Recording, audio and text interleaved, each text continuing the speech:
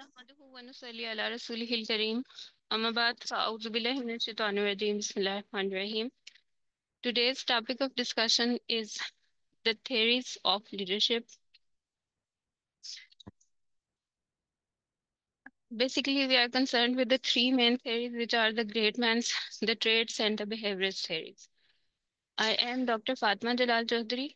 I have done my MBBS and MBA executive with specialization in marketing, and I am an MPhil scholar with you here. I am going to present my presentation under the supervision of Professor Dr. Sara Afzal, who is our dean. Um, at the end of the presentation, um, our basic objectives to be achieved are to recognize different leadership theories, differentiate them, make a situational analysis for implementation accordingly, and a small insight into evolution of the theories over time. Objectives are basically introduction to leadership and the theories proposed so far. Slight discussion of the great man theory, the traits theory, and the behaviorist theory of the leadership. Implementation of them and the recent updates. At the last, we'll have an open forum discussion for a questioning and answering session. Now, about the overview of the theories, we have basically five basic kind of theories proposed so far, in which another theory is being recently updated, but basically they are categorized into the great man theories, the traits, the behaviorist theory, which is further divided into two kinds of management point of views: Ohio State studies and the Michigan studies, and the managerial grid, which is basically the Blake and Mountains grid.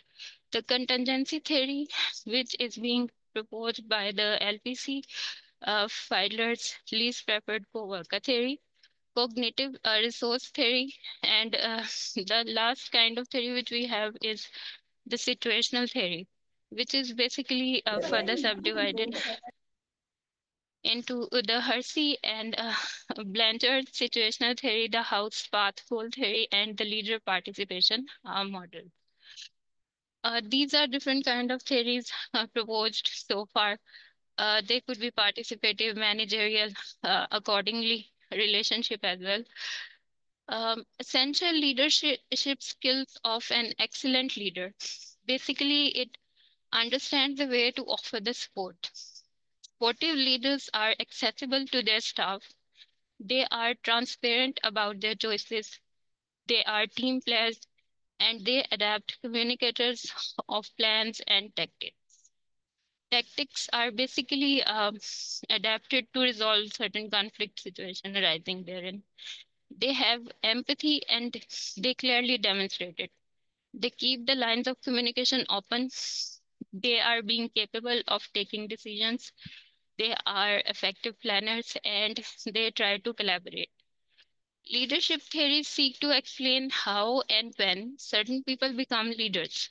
Such theories often focus on the characteristics of leaders, but some attempt to identify the behaviors that people can adapt to improve their own leadership abilities in different situations. Early debates on the psychology of leadership often suggested that such skills were simply abilities that people were born with. In other words, these theories proposed that certain people were simply born leaders. Some more recent theories proposed that possessing certain traits may help make people natural leaders, but experience and situational variables also play a critical role. Now, the great man theories, which basically focus on the born leaders. Have you ever heard someone described as born leader or born to lead? According to this view, great leaders are simply born with the necessary internal characteristics such as charisma, confidence, intelligence, and social skills to be natural born leaders. Great man theories assume that the capacity for leadership is inherent, that great leaders are born, not made. These theories often portray great leaders as heroic, mythic, and destined to rise to the leadership when needed. The term great man was used because at the time leadership was thought of primarily as a male quality. especially in terms of the military leadership. Great man theory actually emphasizes the charismatic leadership, charisma being the Greek word for gift. No matter what group such a natural leader finds himself in, he will always be recognized for what he is. According to the great man theory of leadership, leadership calls for certain qualities like commanding personality, charm, courage, intelligence, persuasiveness, and aggressiveness. Carlyle's view on the leadership. Carlyle is basically known as the father of management. In many examples, he proposed that it seems as if the right man for the job seems to emerge almost magically to take control of a situation and lead a group of people into safety or success. Historian Thomas Carlyle also had a major influence on this theory of leadership. He stated, the history of the world is but the biography of great men. Early leadership theories focused on what qualities distinguished leaders from followers, while subsequent theories looked at other variables such as situational factors and skill levels. While many different leadership theories have emerged, most can be classified as one of eight major types. Now, coming on to the next type of theory proposed so far for the leadership management, it's the trait theories. Trait theories of leadership consider personality, social, physical, or intellectual traits to differentiate leaders from non leaders. Leadership traits are basically the ambition and energy, the desire to lead, honesty and integrity, self confidence, intelligence, and job relevant knowledge. Traits of a leader are he should be intelligent, physically perfect for the job, inner motivation, he should have maturity, vision, and foresight, acceptance of responsibility, open minded, and adaptability to the different situation. He should have the self confidence, human relations attitude, and he should be fair and have a clear objectivity for the role. Now we have certain limitation for the traits theory as well. There is no universal trait that predict leadership in all the situation. Traits predict behavior better in weak than strong situation. Unclear evidence of the cause and effect of relationship of leadership and traits. Better predictor of the appearance of leadership than distinguishing effective and ineffective leaders. Trait theories are similar in some ways to the great man theories. Trait theories assume that people inherit certain qualities and traits that make them better situated to the leadership. Trait theories often identify a particular personality or the behavioral characteristics shared by the leaders.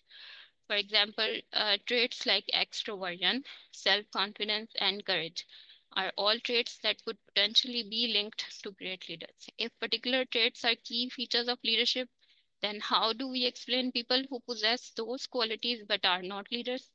This question is one of the difficulties in using trait theories to explain the leadership. Plenty of people possess the personality traits associated with leadership, yet many of those people never seek out leadership positions. There are also people who lack some of the key traits often associated with effective leadership, yet still excel at leading the groups. Traits and skills differentiating the leaders from the non leaders. Traits are basically, these are all the traits and the skills which are being possessed by the leaders. They have adaptability to the situations, they are alert to the social environment, they are ambitious, they show achievement, and they are achievement oriented, they are assertive, they are cooperative, um, and they are dependable. Now, on the skill, they are clever, they are conceptually skilled, creative, and diplomatic. Now, coming on to the behavioral theories, in contrast with the trait theories, behavioral theories attempts to describe leadership in terms of what leaders do, while trait theory seeks to explain leadership on the basis of what leaders are. Leadership, according to this approach, is the result of effective role behavior. Leadership is shown by a person's act more than his traits. This is an appropriate new research strategy adopted by Michigan researchers in the sense that the emphasis on the traits is replaced by the emphasis on the leader behavior, which could be measured. Now, behavior theories are proposing specific behaviors which differentiate leaders from the non-leaders. They are basically the pattern of actions used by different individuals which determines the leadership potential. Now, examples are autocratic, democratic, and laissez-faire theories. Michigan studies are employee-centered versus task-centered. Theories that attempt to isolate the behaviors that differentiate effective leaders from ineffective leaders. Behavioral studies focus on identifying critical behavior determinants of leadership that, in turn, could be used to retain people to become leaders. Behavioral leadership studies are further divided and are being studied like the Ohio State studies, which sought to identify the independent dimensions of leader behavior, initiating structure, and the consideration of that. The University of Michigan studies sought to identify the behavioral characteristics of leaders related to performance effectiveness. These are basically the employee oriented and the production oriented. Ohio State studies initiating structure the extent to which a leader is likely to define and structure his or her role and those of the subordinates in the search for goal attainment. Consideration is the extent to which a leader is likely to have job relationships characterized by mutual trust, respect for subordinates, ideas, and regard for their feelings. Now, University of Michigan studies, which are basically two types, and they are either the employee oriented, which emphasizes the interpersonal relations, taking a personal interest in the needs of the employees and accepting individual differences among the members. Production oriented leaders, one who emphasizes technical or task aspects of the job. Now we also have the management grid, which is basically devised by Blake and Mountain, and it is also a kind of the behaviorist theory. It has different kinds of grids for our um, explanation purposes. We would divide it into simply the nine coordinates. Starting from the lower left hand corner, we have 1 to 1. Jumping on to the next part, it is 9 into 1, then 9 to 9, and 1 to 9, of which the middle one, which is the middle of the road management, is basically mostly adapted by the people around. But the considered one, which is the superior most, is the team management, which is 9 to 9. The country club management, impoverished management, or autocratic management are some certain times taken into consideration as well. Behavioral theories of leadership are based on the belief that great leaders are made, not born. Consider this the flip side of the great man series. Rooted in behaviorism, this leadership theory focuses on leaders' actions, not on their mental qualities or internal states. According to this theory, people can learn to become leaders through teaching and observation. While leadership coaching is, if you want to go on to this link and have further study, you can.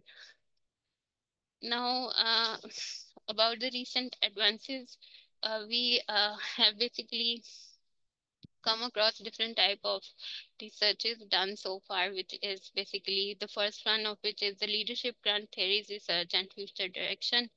It is basically done in um, certain um, faculty sort positions. Now, this review examines the recent theoretical and empirical developments in the leadership literature, beginning with the topics that are currently receiving attention in terms of research, theory, and practice. We begin by examining the authentic leadership and its development, followed by work that takes a cognitive science approach. We then examine new gen leadership theories, complexity leadership, and leadership that is shared, collective, or distributive. We examine the role of the leadership through our review of leader member exchange and the emerging work on followership. Finally, we examine work that has been done on substitutes for leadership, the servant leadership, spirituality, and leadership, cross-cultural cultural leaderships, and e-leaderships.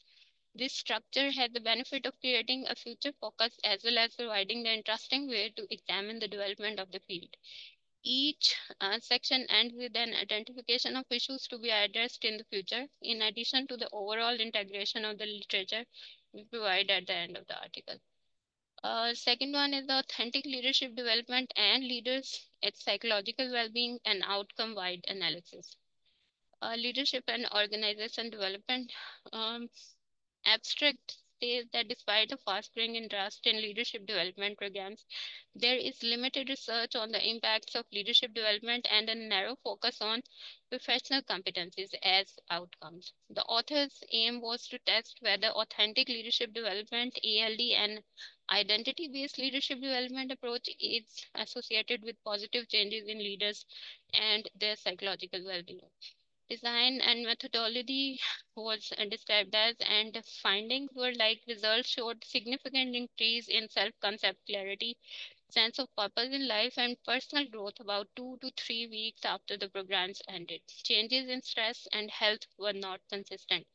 These changes did not differ across socio-demographic status, gender, age-related, work-related factors, leadership, industry, and tenure, and most personality factors, extroversion, agreeableness, openness to experience. Those with a high emotional variability experienced greater improvements in some outcomes of well-being, while individuals with higher income and consciousness were baseline self-determined. Leadership theories, which are a systemic review based on bibliometric and content analysis methods. Um, in this article, we investigated the existing knowledge of leadership theories aiming at mapping the evolution of the main theories up to 120 years through collaborative networks. In this, 3,968 publication records were extracted from Google Scholar through keyword searching, resulting in approximately 1 million citations. Based on these records, the study performed a bibliometric analysis, including text, network, citation, trend, and content analysis, revealing themes in the field. The findings are helpful to scholars, students, readers, and other practitioners to gain a deep understanding of the timeline, geographical spread, and development of theory. A careful literature review revealed that scholarly research revolves mostly around number one, transformative leadership, contingency, and leader member exchange theories, which is basically the recent kind of theory. Furthermore, the number of citations on leadership more than tripled in the last 2 decades and might double in the coming decades. This study also suggests recommendations for future studies. Now, coming on to our MCQs. The first MCQ is which of the following scenarios best demonstrates the limitations of the trait theories of leadership applied in a contemporary organizational setting? A. A leader with high intelligence and extroversion fails to inspire a diverse team due to cultural misunderstanding. B. A leader with strong decision making skills and integrity is unable to adapt their leadership style in a rapidly changing environment. C. A leader with high emotional intelligence is unable to achieve performance goals due to insufficient technical expertise. A leader with an authoritarian style is ineffective in a company that values innovative and employee autonomy. Or E, a leader not well versed with the organizational setup. Any good guesses around? The answer is a leader with a high intelligence and extroversion. Well, now MCQ number 2, which leadership theory is most closely associated with the idea that leaders are born, not made? Behavioral theory, trait theory, contingency theory, leadership, or Floyd's theory.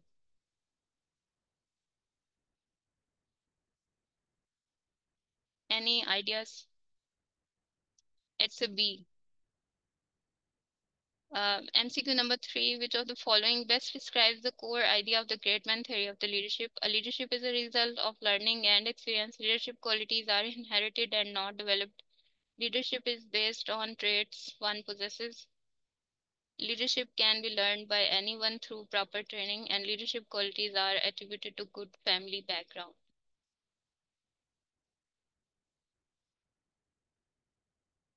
The answer is B. MCQ number 4, according to the trait theory, which of the following traits is not commonly associated with effective leadership? Intelligence, self-confidence, physical attractiveness, integrity, or good good environment. Any wise guesses? The physical attractiveness is not basically associated with the traits of a good leadership. MCQ number 5, which statement best reflects the criticism of statement theory? A, it overlooks the influence of situational factors on leadership. It places too much emphasis on learned behavior. C, is incorrectly assumes that all leaders share the same traits. It fails to consider the role of innate characteristics in leadership. It does not consider influence of the society.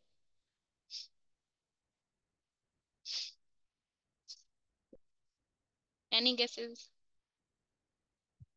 The question's answer is A. Uh, Question number 6. How does the trait theory addresses the concept of leadership emergence and effectiveness? It says that leadership effectiveness is based solely on charisma. It argues that certain traits make individuals more likely to emerge as leaders and be effective. It emphasizes that leadership is a skilled, uh, learned behavior through training and practice. It suggests that leaders are born with a specific set of traits that cannot be altered. It overlooks the needs of a society. Answer is B. MCQ number 7. Which of the following is a key assumption of the behaviorist approach to the leadership? A leadership is an innate quality that cannot be developed. Effective leadership depends on specific observable behaviors. Leaders are born with certain fixed traits. Leadership influenced by leaders' personal life experiences. Salary modifies the leadership style. The answer is B. Effective leadership depends on specific observable behaviors. MCQ number 8. How does the behaviorist theory of leadership fundamentally differs from Traitman theory? It emphasizes the role of the traits in leadership. It suggests that leadership behaviors can be learned or taught. It posits that only certain individuals are born to lead. It focuses on personality of the leader. It gives advantage of cultures and norms of the society. MCQ number 8 has the answer in the B choice. It suggests that leadership behaviors can be learned or taught. While working on a project at a far off site of Sindh, a group of engineers happened to fall in a conflict of whether to initiate the drilling project first or the site camping first. The leader, being aware of the weather situations around, asks for a quick drilling project in situ. Which theory best explains the leadership style? It's a great man, the traits, behaviorists, contingency, or the supportive one. The answer is C, behaviorist theory, because it has also implemented the situational factor around. Last MCQ we have is situation demanding either an increase of salary or a decrease in working hours by employees in a factory made manager to ponder which qualities would modestly be needed by manager to this conflict resolution situation. Inborn characteristics of the manager, the situational analysis alone, the situational analysis and implement a plan according to the situation.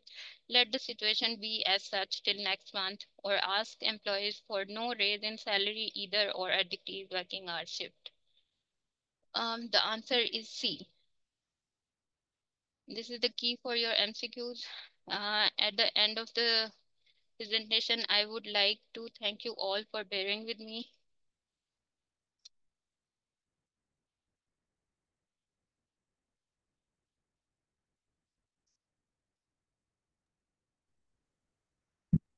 Dr. Fatma, very nice presentation. But please change your MCQs. All MCQs are not scenario based. Otherwise, it was very good effort and very nice presentation. Thank you. Thank you so much.